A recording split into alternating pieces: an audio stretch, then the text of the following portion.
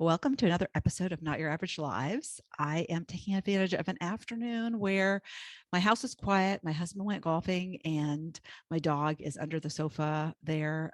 If you're on my YouTube channel and watching me, yes, and hopefully he'll cooperate. He's taking a nap. So we'll see how long he can hang in there because I'm going to try and get 3 episodes done. And obviously these will air later, but I am recording them now. So the one I want to start with is a lesson learned.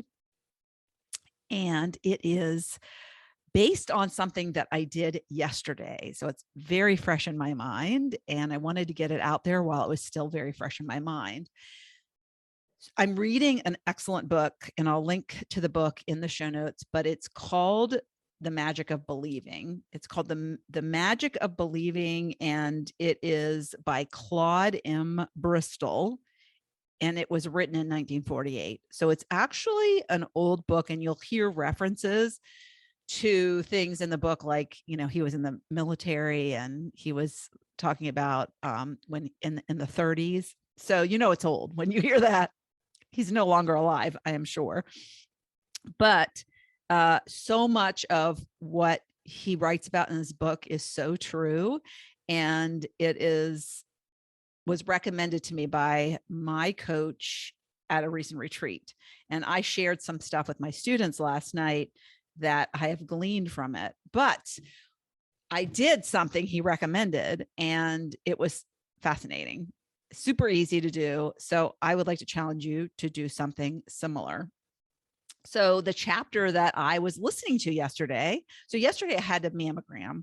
And I had a mammogram appointment in the afternoon, and I needed to shower. I wanted to shower. You're not supposed to have deodorant on when you go get your mammogram. So I wanted to make sure there was no deodorant remnants. And so while I was in the shower, I have a speaker in my bathroom. And so I was listening to this on audio, on Audible. And chapter 5 is The Art of Mental Pictures. And so, this is something I teach in the Second Half S.P.A.R.K school, is about creating a vision and listening to that vision, and including, when you have this vision, all of the senses in this vision. You should really have this movie image in your mind. It's like, use your imagination to create that which you desire. And so this chapter was really about that, but using specific, he had really great examples.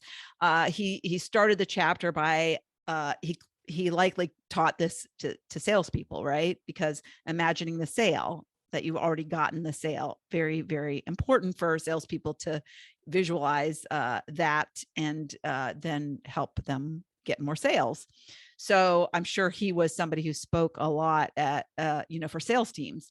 So for instance, one of the examples he used was where there was this really gruff man that had a store, and the salesman was afraid, and most people who were afraid to sell to him because he was so gruff, and he had white whiskers.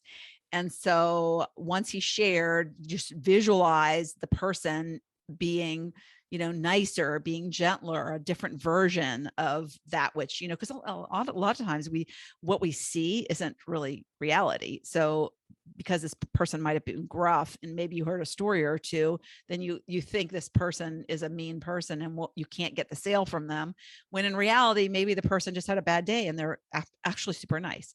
So you mentally visualize whatever that conversation is in advance of it happening.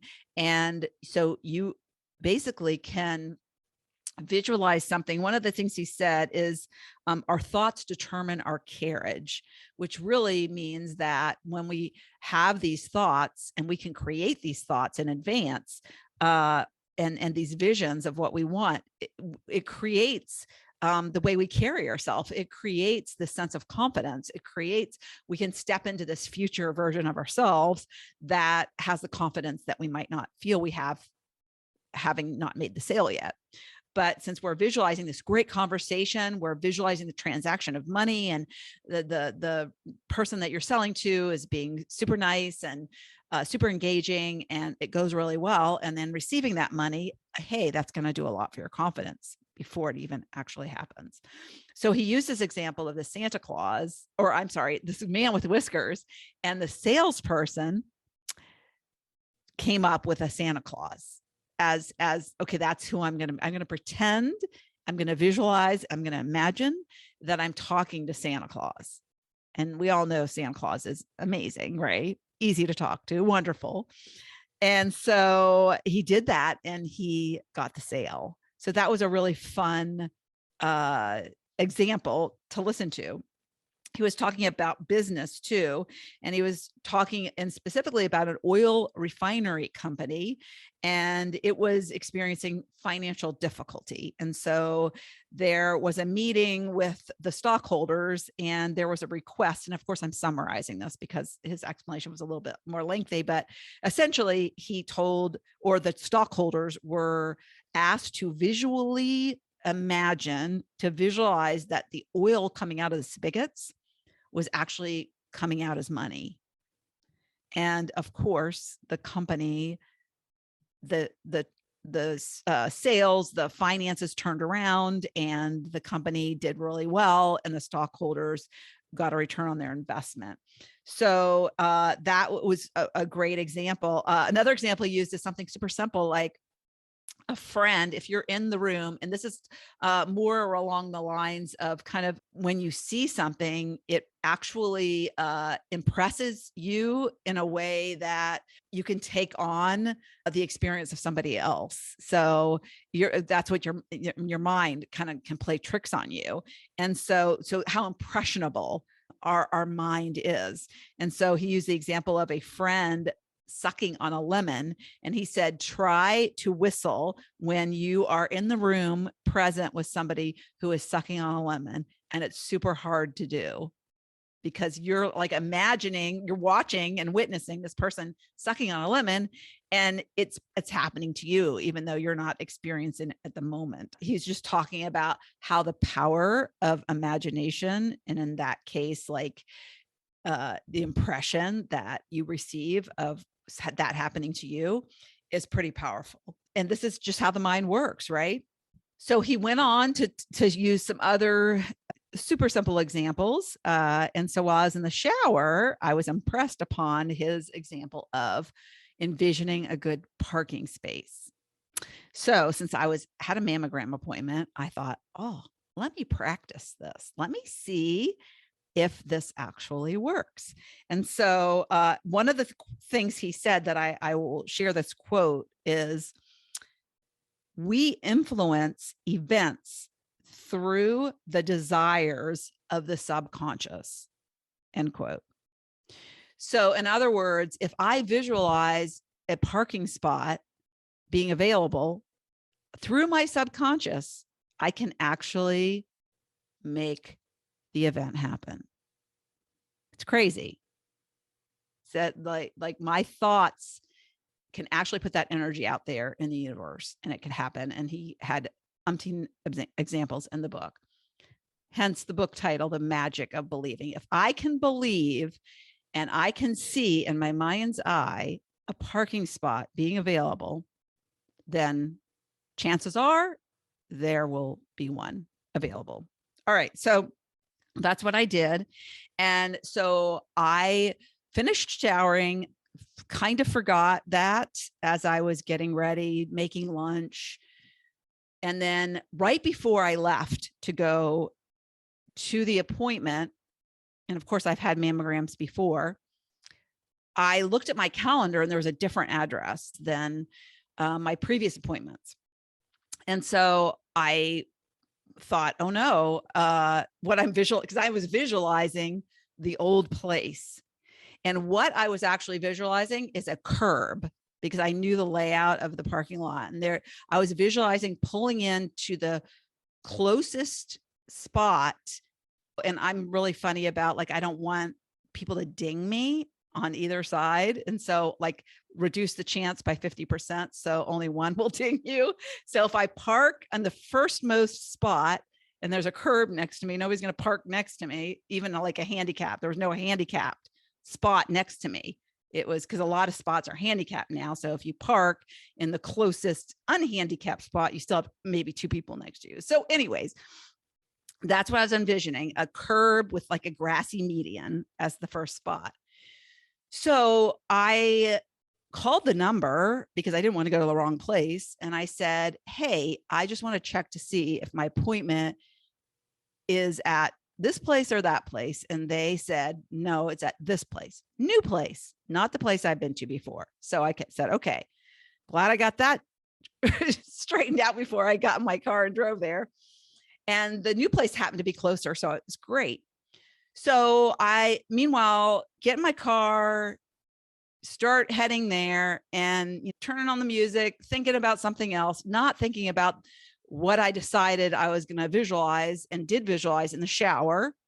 I really kind of got distracted completely.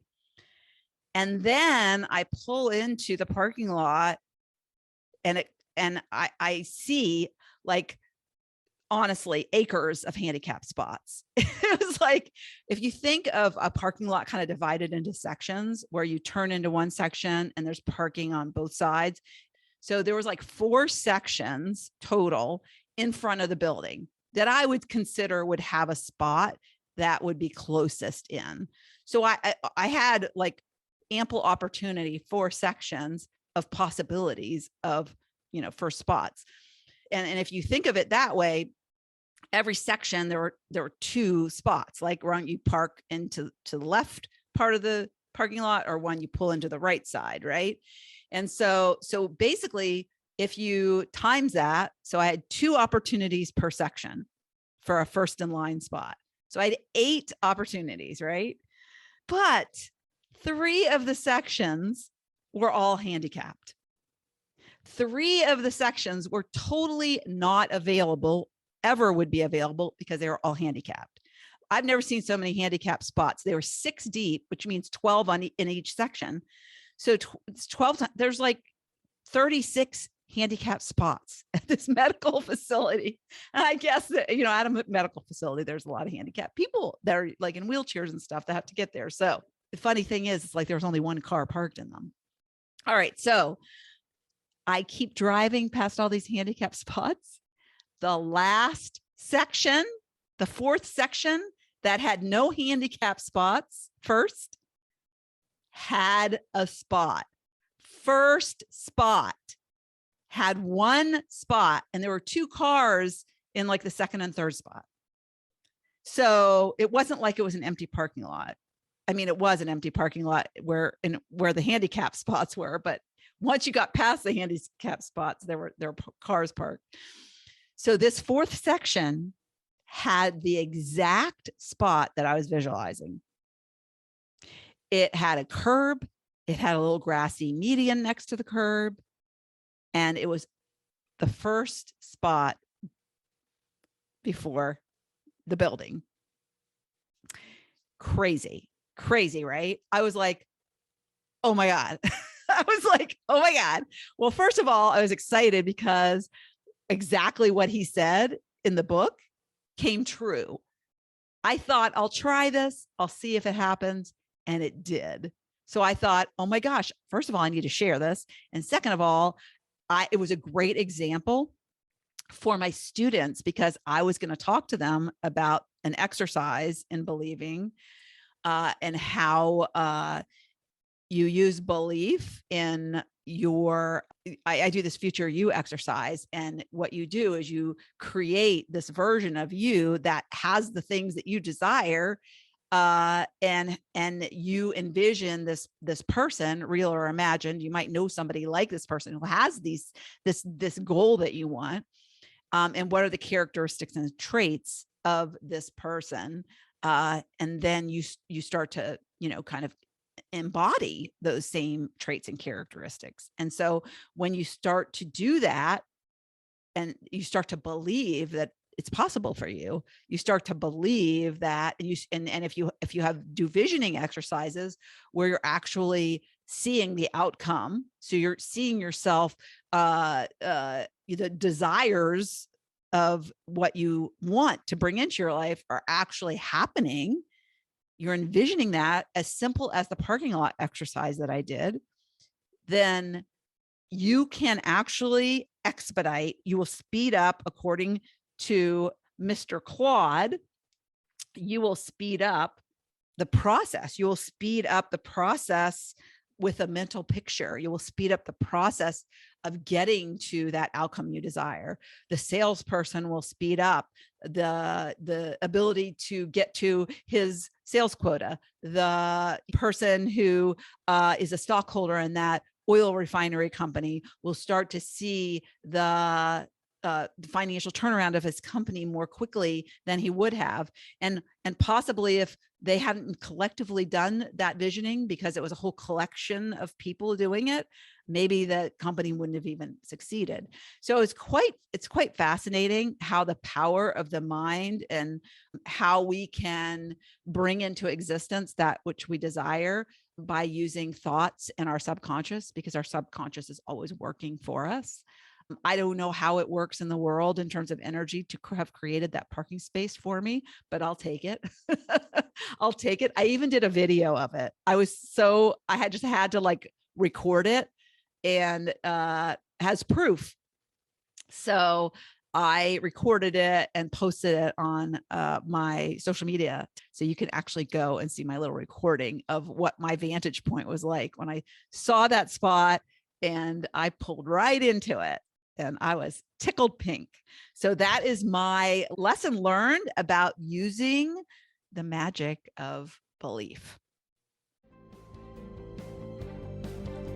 Thank you so much for tuning into the Not Your Average Lives podcast. If you haven't yet, make sure to subscribe on iTunes if you have an Apple device. You can find free resources and learn what else I have going on at the moment that might interest you on my website at notyouraveragegrandma.com. You can also find me on Instagram or Facebook at Not Your Average Grandma. If you liked this episode, it would make my heart so happy if you could leave me a 5-star rating. You can also add a review to let me know what you like about this podcast, which will help spread the word about it to others who need a little midlife inspiration. As always, be you, listen to your inner voice, and focus on reigniting that lost spark so you can start living your own Not Your Average life.